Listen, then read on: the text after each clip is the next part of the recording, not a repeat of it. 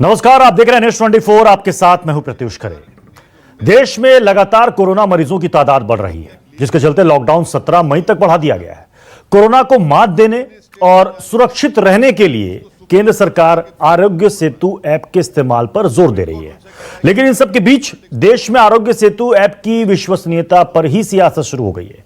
AIMIM के chief Asaduddin Owaisi के बाद अब राहुल गांधी ने भी इस पर सवाल खड़े किए हैं। राहुल गांधी ने लिखा है कि आरोग्य सेतु ऐप एक अत्याधुनिक सर्विलांस सिस्टम है, जिसे प्राइवेट ऑपरेटर को आउटसोर्स किया गया है और कोई संस्थागत निगरानी नहीं है। इससे डेटा सुरक्षा और प्राइवेसी को लेकर गंभीर चिंताएं खड़ी हो रही हैं। टेक्नोलॉजी हमें सुरक्षित रहने में मदद कर सकती है, लेकिन भय का लाभ उठाकर लोगों को उनकी सहमति के बिना ट्रैक नहीं किया जाना चाहिए।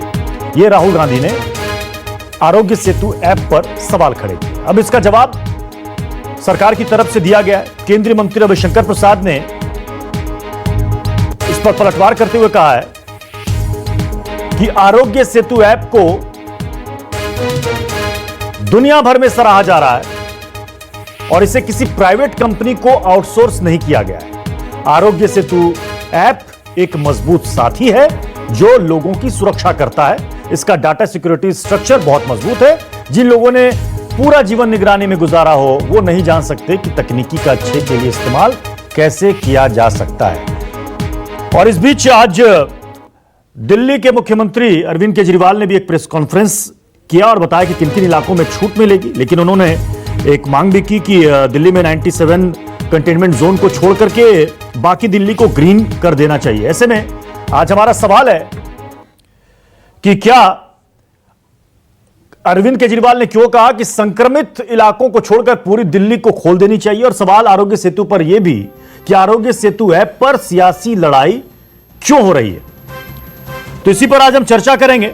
हमारे साथ 4 बेहद खास मेहमान इस वक्त जुड़ रहे हैं, उनसे आपका जल्दी से परिचय करा देते हैं।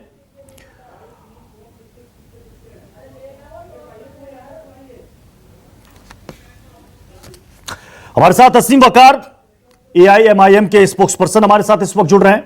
हमारे साथ रोहन गुप्ता, स्पोक्सपर्सन कांग्रेस के हमारे साथ जुड़ रहे हैं।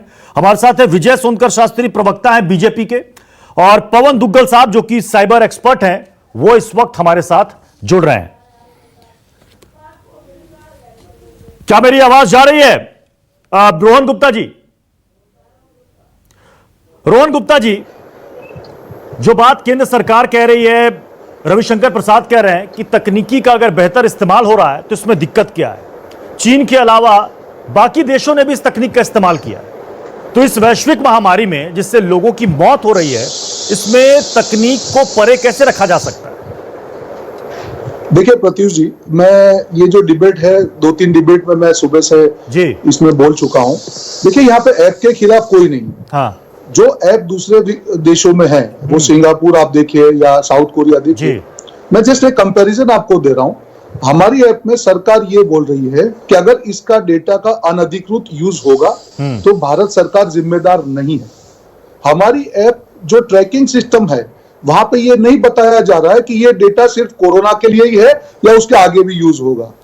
हमारी सिस्टम में जो डेटा का जो स्टोरेज क्लाउड सर्वर में होगा, वो उसकी सिक्योरिटी क्या है उसके बारे में नहीं बताया गया। हमारी जो ऐप है, वो जो जीपीएस जो यूज करती है, बाकी जो वर्ल्ड की ऐप है वो उसको यूज नहीं करती है। मेरा ये कहना है, हम सरकार के साथ में है, हम ऐप के साथ में है, पर जो ग्लोबल स्टैंडर्ड्स इसमें फॉलो हो रहे हैं, कम से कम उसका तो ध्यान रखिए। हम ये बोल रहे हैं कि कोरोना की लड़ाई लड़ना जरूरी है, पर साथ में आप उसके साथ में डेटा सिक्योरिटी को आप नहीं कर सकते। ये सरकार में आपने पास्ट में भी देखा हो, लेकिन व्हाट्सएप की बात हो या लेकिन रविशंकर प्रसाद कह रहे हैं कि ये ऐसा ऐप है जिसमें आपका डेटा सुरक्षित रहेगा, इसका कोई इस्तेमाल नहीं होगा। प्रत्युष एक चीज बता रहा हूं, इनकी जो पॉलिसी है, ऐप की जो पॉलिसी है, मुझे नहीं लगता है कि जो हमारे मंत्री जी उसके ऊपर है, उसमें क्लॉज नंबर 6 में सिर्फ लिखा है कि government of India is not liable for any misuse of data in this app, unauthorised use of data from this app. फिर आपने क्यों लिखा है? आप जो बोलते हैं देश के सामने और आपकी पॉलिसी कुछ अलग बोलती है, आप उसको ठीक कर दीजिए। विजय सोनकर शास्त्री, कांग्रेस साहब कह रही है कि हमें ऐप से, तकनीक से कोई प्रॉब्लम नहीं है, लेकिन ये कह रहे हैं कि उसमें जो पॉलिसी है, जो क्लॉज है कि अगर इसमें डेटा कहीं से चोरी हो जाती है तो उसके लिए भारत सरकार जिम्मेदार नहीं है। तो ऐसे में लोग क्यों ना डरें कि उनके डेटा जो है वो सिक्योर नहीं रहेंगे। बिल्कुल। विजय सोनकर शास्त्री,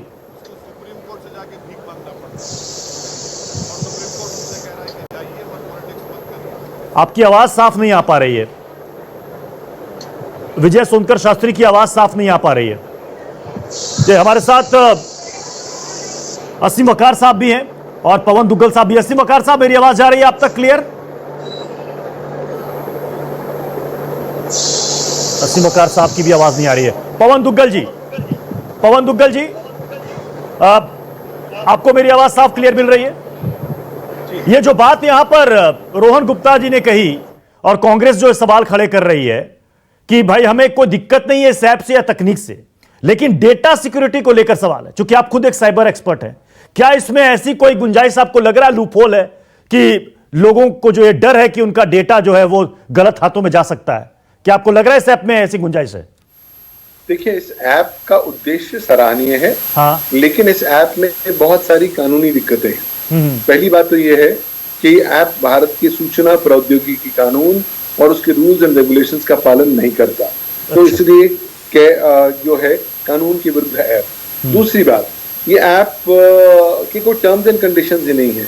हाँ। तीसरी बात, प्राइवेसी पॉलिसी बोलती कम और छुपाती ज्यादा है। हाँ। प्राइवेसी पॉलिसी स्पष्ट तौर पर आपको बताती है कि जी हम आपका डेटा प्राइवेट तो रखेंगे, सुरक्षित रखेंगे और एन्क्रिप्शन का इस्तेमाल करेंगे, लेकिन क्या साइबर सुरक्षा के मापदंड ऑलरेडी इंप्लीमेंट किए जा चुके हैं उस पर वो कंप्लीट चुप्पी साधती है।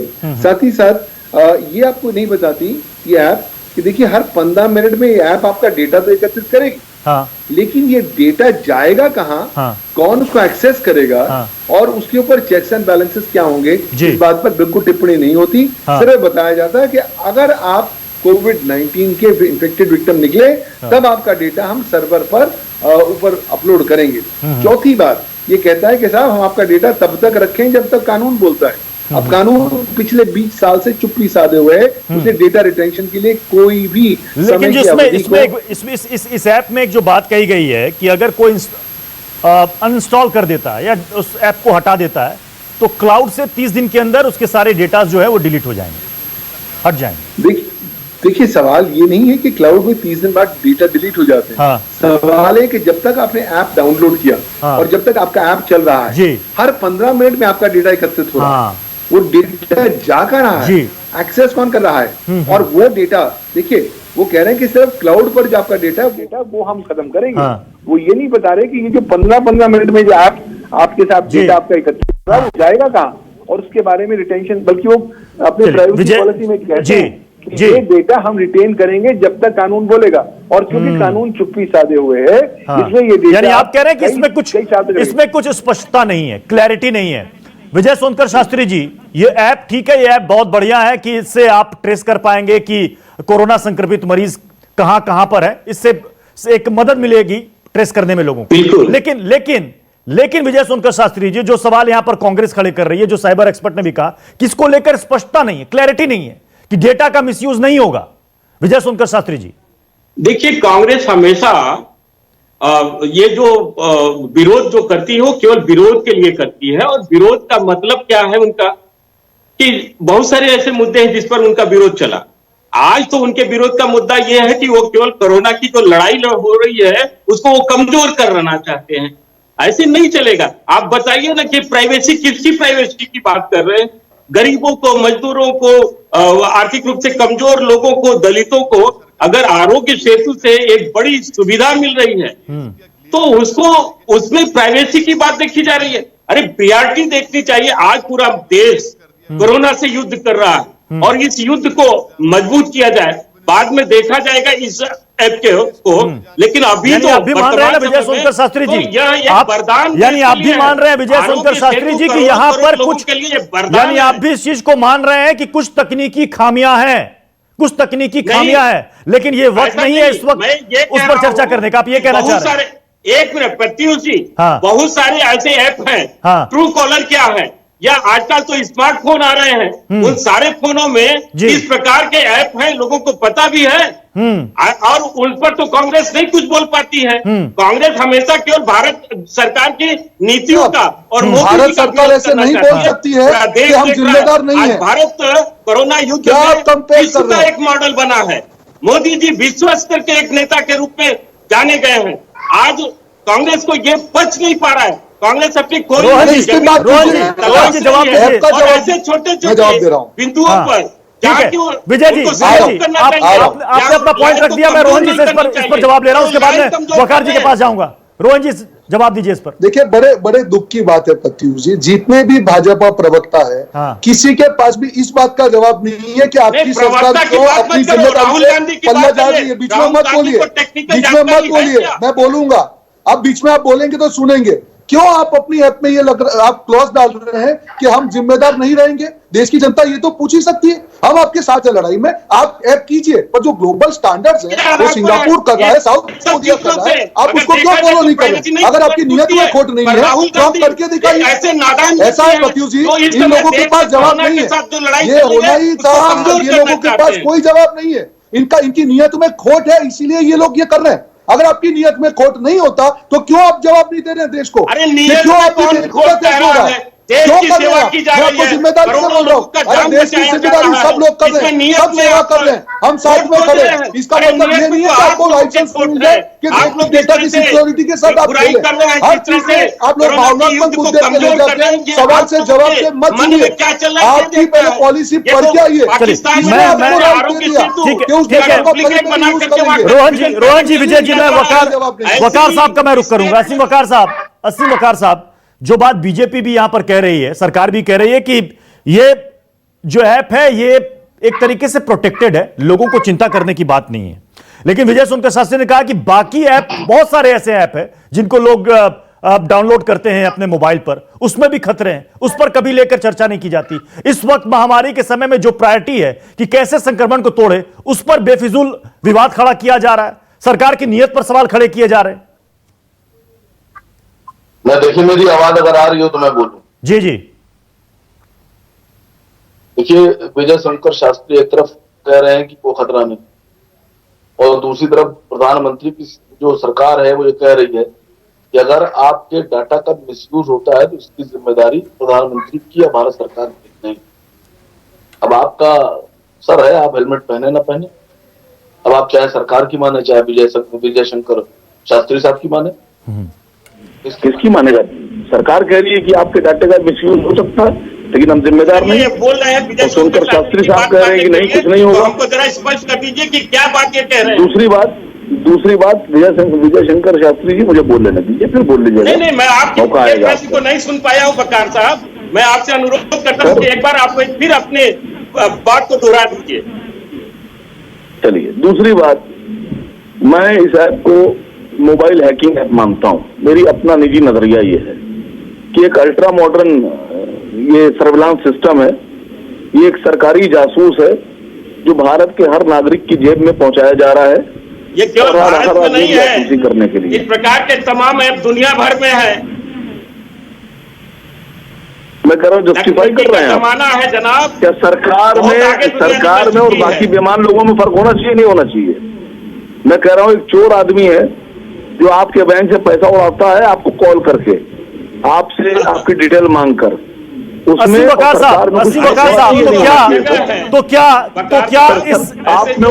इस वैश्विक महामारी को रोकने के लिए इस तकनीक का इस्तेमाल नहीं किया जाना चाहिए था?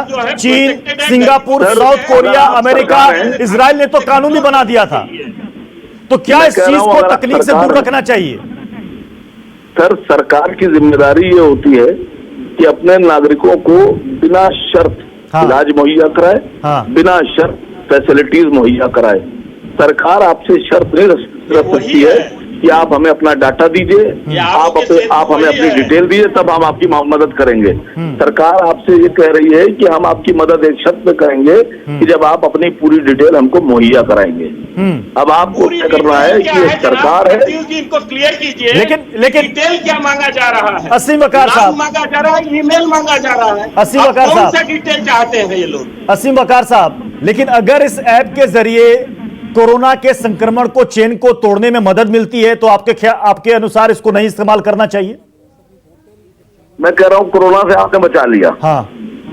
और 135 करोड़ आबादी में से हाँ 10 करोड़ आदमी ऐसे हैं जिनकी डाटा का गलत इस्तेमाल करके उनके खिलाफ कुछ गलत ऐसा हो गया हाँ। जो बाद में वापस नहीं हो सकता है।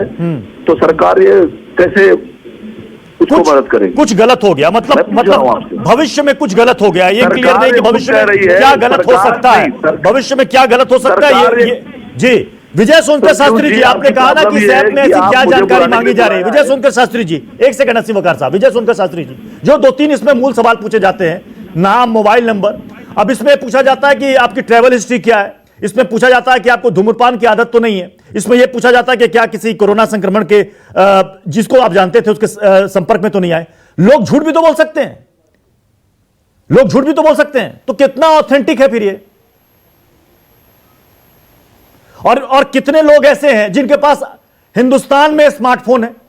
प्रत्युष जी, अगर झूठ बोलेंगे तो वो अपने ही पैरों पर कुल्हाड़ी मारेंगे। हाँ, इसमें वो अपने को नुकसान करेंगे, इसलिए ऐसी चिंता मत कीजिए। ये एक अच्छा ऐप है, प्रोटेक्टेड ऐप है, गरीबों के, मजदूरों के, तमाम ऐसे लोग। लेकिन कितने गरीब मजदूर हैं जो कि स्मार्टफोन का इस्तेमाल करते हैं? विजय सोनकर शास्त्री जी, कितने गरीब मजदूर हैं जिनके पास स्मार्टफोन है, जो इंटरनेट का इस्तेमाल करते हैं? गरीबों का रिकॉर्ड जो उनके जेब में, उनके पॉकेट में, उनके मोबाइल में रखने का प्रयास चल रहा है, ये तकनीकी है, ठीक है, लोगों तक ठीक है।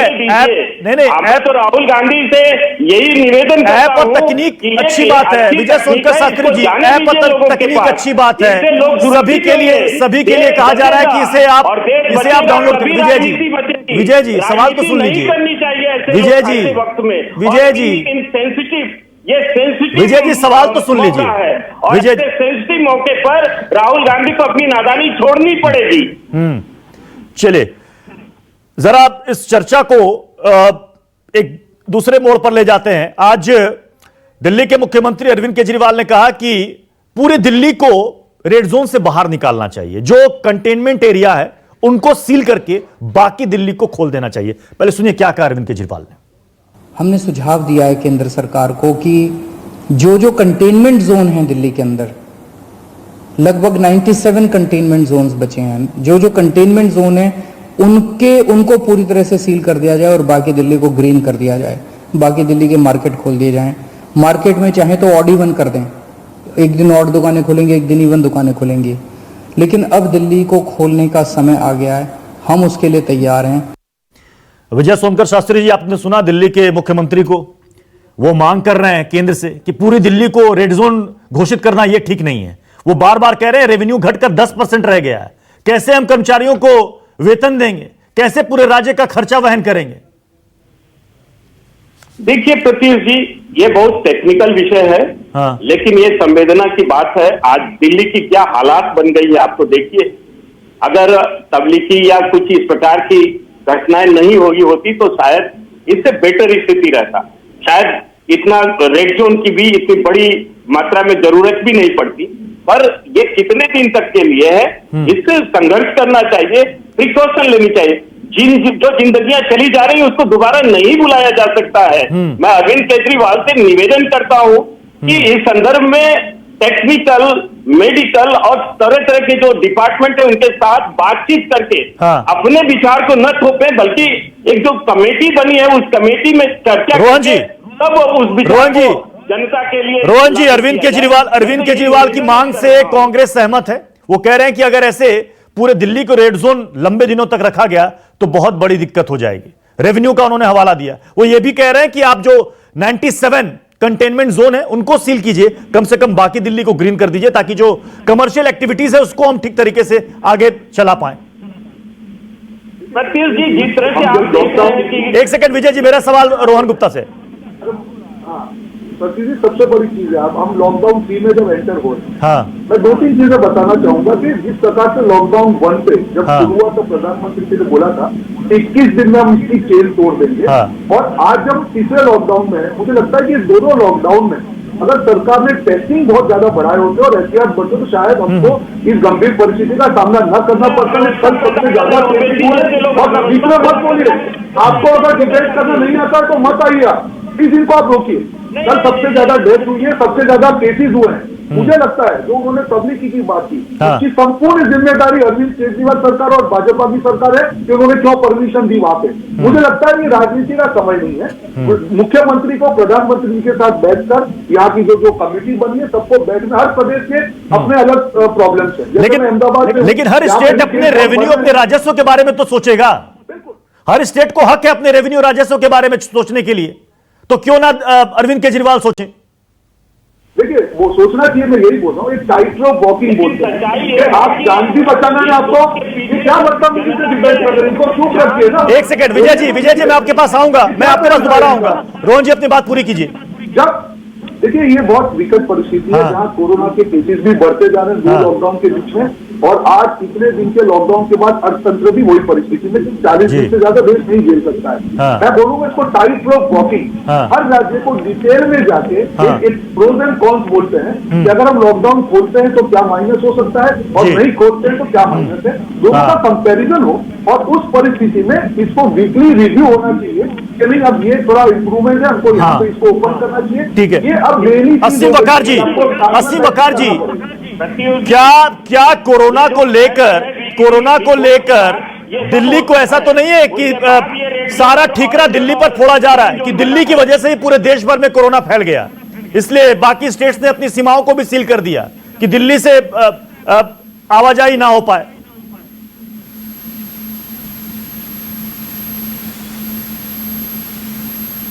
अस्सीम बकार जी नहीं, देखिए खाली दिल्ली की प्रॉब्लम नहीं है, ये पूरे हिंदुस्तान की प्रॉब्लम है, हर स्टेट की प्रॉब्लम है।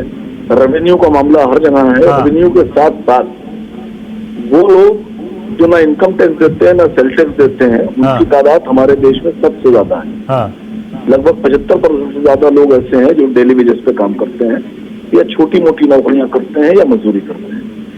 उनके साथ बहुत बड़ी प्रॉब्लम आ गई है कि जब तक के सारे कारोबार खुलेंगे नहीं, ठीक से चालू नहीं होंगे, तब तक के उनके रोजगार की कोई गारंटी नहीं है। ये पूरे देश की प्रॉब्लम है सर, और मैं समझता हूँ इसके ऊपर बैठकर सारे पॉलिटिशियंस को जो स्टेट्स में सरकार चला रहे हैं या स्टेट केंद्र में चला रहे हैं, सबको बैठकर गंभीरता से सोचना होगा कि हमारा देश अमेरिका नहीं है सर, हमारा देश फ्रांस और इटली भी नहीं है, जर्मनी भी नहीं है, हम भारत है, हमारे पास गरीबी बहुत है। और ऐसा ना हो कि कहीं हम ऐसा ना हो कि हमारी तादाद जो गरीबी सी है रेखा के नीचे जीने वाले लोग हैं उनकी बढ़ जाए। तो अब हमको जो है समझना होगा सर जी कि अगर हम इसके ऊपर ध्यान नहीं देते हैं तो हालात। तो आप दिल्ली के बाकी इलाकों को, कंटेनमेंट जोन को छोड़कर उसको ग्रीन करने के आप फेवर में हैं? नहीं, मैंने आपसे कहा कि पूरे हिंदुस्तान की यही सेम प्रॉब्लम है जी, हर स्टेट की यही प्रॉब्लम है। इसके ऊपर बैठकर सारी स्टेट्स के विजय सोनकर शास्त्री जी, ठीक है, मैं अस्सीम बकार जी आपका पॉइंट मैं समझ गया। विजय सोनकर शास्त्री जी, शराब की दुकानें अब खुलेंगी, कुछ निश्चित समय के लिए खुलेंगी, सोशल डिस्टेंसिंग का पालन किया जाएगा क्योंकि हर स्टेट को रेवेन्यू की चिंता है। जब शराब की दुकानें खुल सकती हैं तो जाहिर सी बात है कई लोग कहेंगे कि कुछ और एक्टिविटीज को भी सोशल डिस्टेंसिंग का ही पालन करा के करना है, तो उन्हें भी खोल दिया जाए। शराब की दुकान आप खोल रहे हैं तो फिर आपको भी सब खोलना पड़ेगा। विजय सोनकर शास्त्री प्रत्युष जी, ये रेवेन्यू की जहां तक बात है जी, रेवेन्यू की जहां तक बात है तो उसके लिए अगर ये स्टेप लिया जा रहा है तो खासतौर से देखा जाए तो ये जो शराब की दुकानें हैं, जो शराब को एक तरह से देखा जाए तो बहुत एसेंशियल आइटम भी नहीं है, लेकिन इसके लिए अगर इस प्रकार के निर्णय लिए जा रहे हैं तो इस निर्णय को भी रिव्यू होना चाहिए। ये निर्णय के बहुत फेवर में मैं भी नहीं हूँ, क्योंकि ये सब चीजें आज जरूरी नहीं, आज जरूरी वरीयता है कि देश में लोगों के जान को बचाया जाए और तमाम कमेटियां बनी हो, कमेटियों की रिपोर्ट को ध्यान से देखा जाए और इसके बाद इम्प्लीमेंट किया जाए। देखिए जो कमेटियां रिसर्च करके सोच विचार के पूरे देश का डेटा इकट्ठा करके फिर निर्णय ले रही हैं, लेकिन कुछ ऐसी सरकारें हैं जो उनके निर्णय को मान भी नहीं रही हैं, जो उनके साथ कोऑपरेट भी नहीं कर रही है। वेस्ट बंगाल की सरकार क्या है, वहां पर हजारों लोग ये समय कोरोना से ग्रसित है, लेकिन 500 का डेटा दे रही है। कम से कम 2000 लोगों की वहां जाने गई है, लेकिन 50 लोगों के बारे में वहां बताया जा रहा है। लेकिन जब दिल्ली सरकार कह रही है कि हमारे पास पूरा स्ट्रक्चर है, पूरी तैयारी है, हेल्थ सिस्टम हमारा पूरी तरीके से तैयार है कि अगर लॉकडाउन में थोड़ी छूट दी जाए कंटेनमेंट जोन को छोड़कर, तो उसके बाद हो सकता है कि मामले बढ़े, लेकिन उससे निपटने के लिए हम तैयार हैं। तो क्या इस पर केंद्र सरकार को अब नहीं लगता है कि सोचना चाहिए? नहीं, बिल्कुल, देखिए केंद्र सरकार इन सब मुद्दों के लिए बिल्कुल तैयार है। हाँ। सारी तैयारियां हैं और रोज प्रधानमंत्री जी हमारे नरेंद्र मोदी जी इसको व्यक्तिगत तौर से देख रहे हैं। उनकी प्रियोरिटी उन्होंने तय किया है कि मुझको लोगों की जान को बचाना है, मुझको देश को भी बचाना है, जान को भी बचाना है, आने वाले जो इकोनॉमी है उसको भी। ठीक है पवन दुग्गल साहब, मैं आपके पास आ रहा हूं। वो इससे बाकायदा पवन दुग्गल साहब, ये केंद्र सरकार से ठीक है, ये मांग की गई है दिल्ली सरकार की तरफ से कि इस पर आप विचार करें। पवन दुग्गल जी, अगर मान लीजिए कि इसी तरीके से लॉकडाउन लगातार बढ़ता रहा, तो ये जो ऐप है, ये तकनीक है, आपको नहीं लगता कि मददगार साबित हो सकती है? क्योंकि चीन ने कहा कि इससे काफी हमें मदद मिली। अभी भी लॉकडाउन खत्म होने के बाद चीन के उन इलाकों में लोगों के पास मोबाइल पर एक क्यूआर कोड है जो दिखाना पड़ता है। अगर वो ग्रीन कलर का हुआ तभी लोगों को जाने की इजाजत मिलती है। तो कहीं ना कहीं इससे फायदा तो होता है। पवन दुग्गल, इसमें कोई दो राह नहीं है कि इस कॉन्टैक्ट ट्रेसिंग ऐप से फायदा होता है राष्ट्रों को। हाँ। ताकि वो अपने रिस्पांस मैकेनिज्म बना लें। हाँ। और ये बात सराहनीय है कि सनती ऐप आई है, सरकार का उद्देश्य भी सराहनीय है। इन बातों में तो कोई दो राह है नहीं। इशू ये है कि जो लोगों के मन में शक शुबा है उसको दूर किया जाए, संशोधित किया जाए प्राइवेसी पॉलिसी को, जो इसके साइबर सुरक्षा के पैरामीटर्स हैं। हाँ। उनको ज्यादा सशक्त किया जाए ताकि लोगों का डेटा जो है किसी अनावश्यक क्या इस ऐप को कानूनी चुनौती दी जा सकती है? पवन दुग्गल साहब, इसमें कोई दो राह नहीं है कि इस ऐप को कानूनी चुनौती दी जा सकती है, क्योंकि ये कहीं ना कहीं कहा जा सकता है कि ये ऐप लोगों की निजता के मौलिक अधिकार का हनन करता है। और वो अधिकार धारा 21 भारतीय संविधान के तहत केवल तभी रिस्ट्रिक्ट किया जा सकता है अगर कोई लॉ इस्टेब्लिश में पार्लियामेंट हो।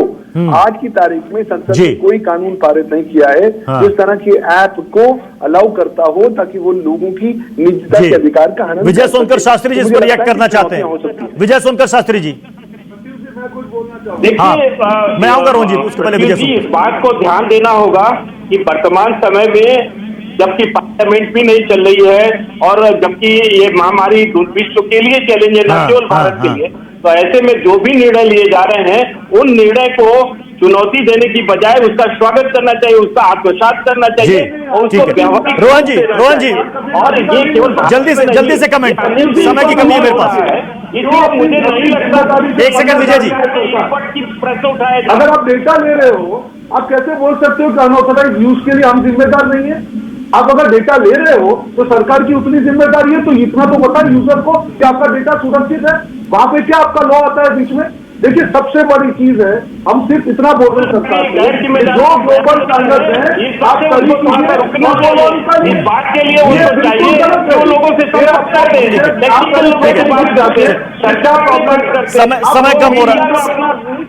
समय खत्म हो रहा है। माफी के साथ आप सभी मेहमानों से मैं इजाजत लेना चाहूंगा। बहुत बहुत शुक्रिया आसिम वकार साहब, रोहन गुप्ता जी, विजय सोनकर शास्त्री जी और पवन दुग्गल जी हमारे साथ जुड़ने के लिए। ठीक है, तकनीक का इस्तेमाल अच्छी चीज है, इस ऐप के जरिए कोरोना के संक्रमण को, उसके चेन को तोड़ने में हमें सफलता भी हासिल होगी, लेकिन जो चिंताएं हैं लोगों की, जो इसमें कुछ कमियां हैं, उन पर भी सरकार को जरूर गौर करना चाहिए।